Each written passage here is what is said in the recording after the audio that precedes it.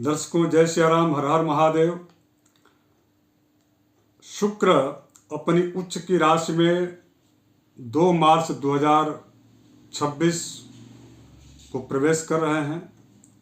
वहाँ पर वो लगभग 25 दिनों तक रहेंगे, अर्थात 27 मार्च यानी कि 26 मार्च की रात्रि में ही यह पुनः मेष राशि में चले जाएंगे।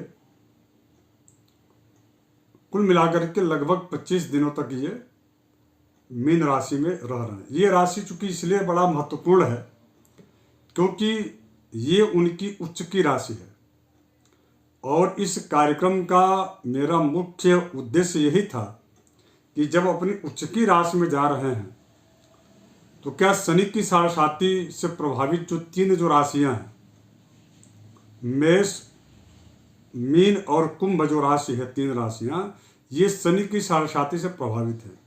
तो क्या इनको कुछ निजात मिलने जा रहा है, इनको कुछ राहत इन 25 दिनों, जो कि हालांकि ये समय बहुत कम समय का है, लेकिन फिर भी एक दिन भी बहुत महत्वपूर्ण होता है। तो क्या इन 25 दिनों में शुक्र शनि के साथ एक साथ मीन राशि में रह करके क्या यह शुभ फल देने जा रहे हैं?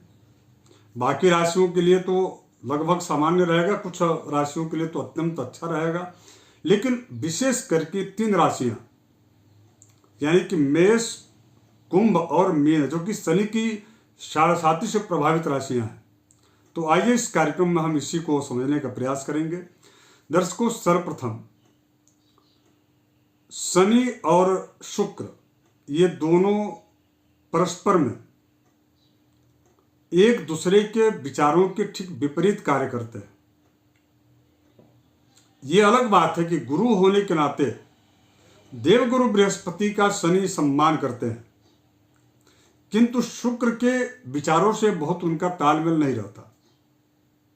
इसका मतलब यह है कि यहां पर शनि स्वयं को असहज समझेंगे, इसलिए क्योंकि एक बहुत बड़ी संख्या, या यूं कह लें कि 2 विचारधारा, एक विचारधारा का नेतृत्व स्वयं देवगुरु बृहस्पति करते हैं और दूसरी विचारधारा का नेतृत्व शुक्र करते हैं।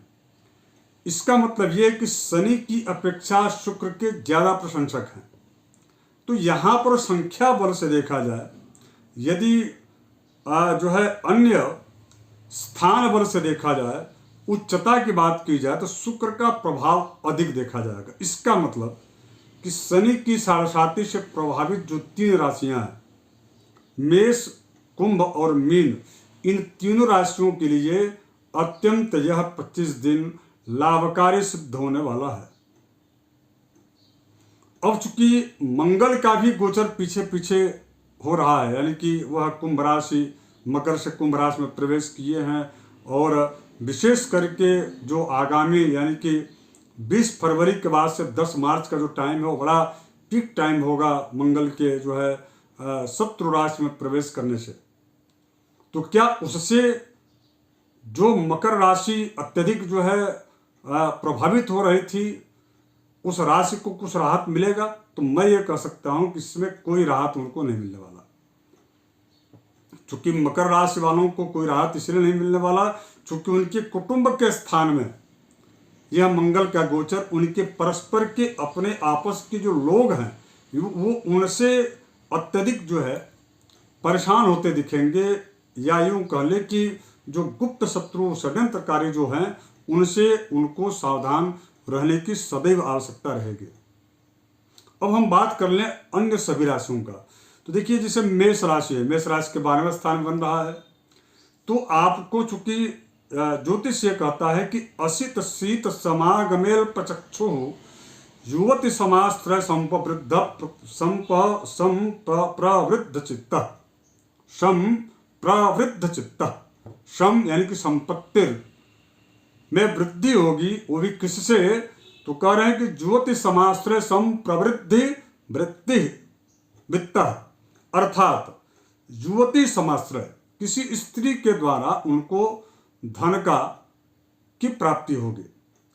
और चूंकि वह स्त्री हो, आपकी स्वयं की पत्नी हो सकती है, वह स्त्री आपकी कोई ऐसे जो है रिलेटिव हो सकती हैं, या ऑफिस वर्क में कोई उच्च अधिकारी यदि स्त्री हो तो उनके द्वारा आपको कोई ऐसे कार्य की जिम्मेदारी सौंपी जाए जिसे आप पूर्ण कर लें, तो आपको जो है पारितोषिक प्लस आपका जो कुल मिलाकर के इंसेंटिव और आपके वेतन से अधिक आपको लाभ धन का मिल जाए। अनेक प्रकार से आपको, लेकिन कुल मिलाकर के स्त्री के द्वारा कहा गया कि युवती समाश्रया प्रवृद्ध वित्त, यानी कि वित्त की वृद्धि होगी। अब यहाँ स्त्री मैं इसलिए कह रहा हूं जो कि यहाँ युवती कहा गया, तो मुझे ऐसा लगता है कि युवती यहाँ पर जो शब्द है वह शब्द जो है प्रासंगिक नहीं है, तो इसलिए यहाँ पर स्त्री से ही उस व्यक्ति को धन लाभ की स्थिति बन सकती है। अब असित सित यानी कि शुक्र और शनि की युति। अब इसके पश्चात जो है मेष राशि की बात तो हो गई। अब वृष राशि वालों के लिए तो क्रमशः वृष राशि के लिए देखा जाए तो यह 11वें, मिथुन राशि के लिए 10वें और कर्क राशि के लिए 9वें। इन तीनों राशियों के लिए सामान्य स्थिति ही रहने वाली कि वृष, मिथुन और कर्क राशि वालों के लिए यह शुक्र का गोचर कोई बहुत ज्यादा अच्छा लाभदायी सिद्ध नहीं हुआ, सामान्य समानांतर चलते रहेगा।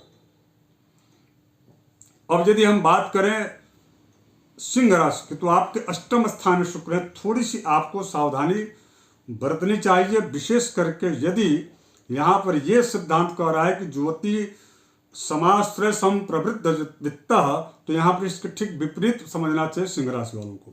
तो सिंह राशि वालों को किसी स्त्री के द्वारा धनहानि की, यदि स्त्री की कुंडली है तो उसके जो है विपरीत जो यानी कि पुरुष वर्ग से उनको धनहानि की स्थिति अथवा विवाद की अथवा अकारण उनके विरोध को झेलना पड़ सकता है। इस प्रकार की सिंह राशि वाले जातक जो स्त्री जातक है उनको समझना चाहिए। पुरुष जातकों के लिए स्त्रियों से थोड़ी सी आपको सावधानी बरतनी चाहिए। धन की हानि हो सकती है। धन की हानि कई तरह के हैं, विवाद की स्थिति में अथवा उनके द्वारा लिए गए निर्णय अथवा आश्रित होकर के स्त्री पर यदि आप कोई निर्णय लेते हैं तो भी आपके लिए नुकसानदायक हो सकता है। कन्या राशि के लिए यह जो गोचर है वह अत्यंत 25 दिन के लिए अत्यंत शुभप्रद है। निवेश के लिए या हर क्षेत्र में कन्या राशि के लिए अत्यंत ठीक है। और उतना ही लगभग 6वें स्थान में यह गोचर हो रहा है तुला के, तो तुला राशि वालों के लिए भी सामान्य स्थिति बनी रहेगी, अर्थात यह गोचर अच्छा रहेगा। वृश्चिक, धन और मकर राशि वालों के लिए मैंने कहा कि उनको कोई बहुत ज्यादा इस गोचर से लाभ नहीं मिलते दिख रहा है, लेकिन हाँ वृश्चिक और धनु ये दो राशियों के लिए धनप्रद स्थितियां निर्मित होंगी, अच्छे अवसर प्राप्त होंगे। कुल मिलाकर के यह गोचर जो है जन सामान्य को देखा जाए तो 25 दिनों के लिए विशेष करके मेष, वृष और साथ ही साथ में विशेष करके मकर और कुंभ, इन राशियों के लिए लाभदायी सिद्ध होगा। आशा करता हूं कि आप सबको यह कार्यक्रम अच्छा लगा होगा। अब एक उपाय आपको बता दूं, उपाय क्या करना चाहिए। शुक्र है तो देवी भगवती के नवार्ण मंत्र का ऐं ह्रीं क्लीं चामुंडाय विच इस मंत्र का जाप करना चाहिए।